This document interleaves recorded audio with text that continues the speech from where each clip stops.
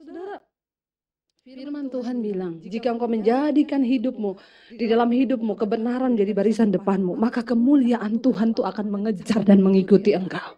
Berkat, kekayaan, semuanya akan mengikuti engkau, asal hidupmu nomor satu itu kebenaran. Tapi ketika engkau jatuh dalam dosa, Tuhan juga gak bisa bela. Iblis sudah mendakwa, mau diapain lagi? Jatuh dia. Makanya hari ini pesan firman Tuhan, kita sudah didamaikan oleh Allah lewat darah Yesus. Jangan main-main dengan dosa dan jangan jadikan dirimu sebagai musuh Allah. Katakan, ayo berdamai dengan Tuhan. Yang ada dosa-dosa ini bertobat, amin.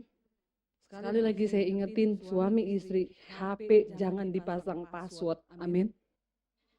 Halo, kok gak ada amin? Amin, bapak-bapak. Gak usah, suami istri ngapain sih handphone dipasang password, ini mesti ada yang gelap-gelap di dalamnya. Alkitab berkata, anak terang itu kita hanya berbuahkan terang. Ngapain dipasang password, suami istri jangan ya, amin.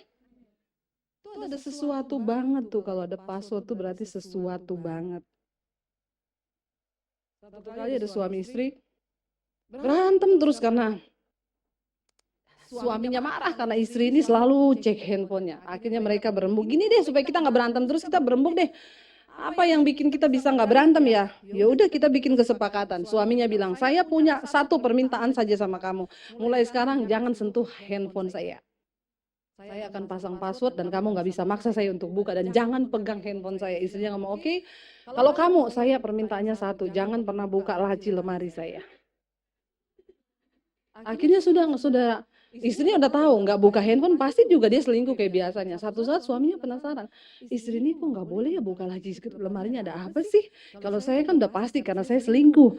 Lalu satu kali istrinya pergi, dibuka sama suaminya, dipaksa dijebol. Dia dapat di situ cuman ada 5 butir kacang tanah sama uang 20.000. Dia bilang, apa sih, kok bikin penasaran banget. Istrinya pulang, dia bilang, saya minta maaf. Kenapa? Terpaksa saya buka tadi laci mejamu. Kenapa? Saya dapeti, kok kamu larang saya buka? Ini kan isinya cuma kacang merah sama uang 20.000. Ini apa sih artinya? Istrinya bilang, saya sebenarnya selama ini saya kalau selingkuh, sekali selingkuh saya taruh 1 butir kacang merah di dalam laci. Terus suaminya lihat 5, dalam hatinya suaminya, oh cuma 5 kali dia selingkuh. Oh berarti kamu ini 5. Dan uang 20.000 ini apa? Istrinya bilang, tadi pagi saya kehabisan uang, saya jual 1 kilo kacang merah kepada tetangga. Halo, berarti maksud loh, ya Allah, astagfirullah, yang lebih banyak selingkuh ternyata istrinya. Bayangkan sudah dapat 1 kilo dijual, saudara. Dapat uang 20.000. Hari-hari ini saudara, setan bekerja dengan luar biasa. Menjatuhkan banyak anak-anak Tuhan, bukan cuma yang anak muda, orang tua, bahkan yang oma-oma, opa-opa sekarang banyak yang selingkuh loh. Saya dulu pernah cerita, ada oma-oma umur 65 tahun selingkuh di Facebook. Makanya oma-oma nggak usah eksis di dunia maya, amin. Jaga cucu aja di rumah, ya. Berdoa buat suami dan anak-anak, menantu, cucu, udah itu aja.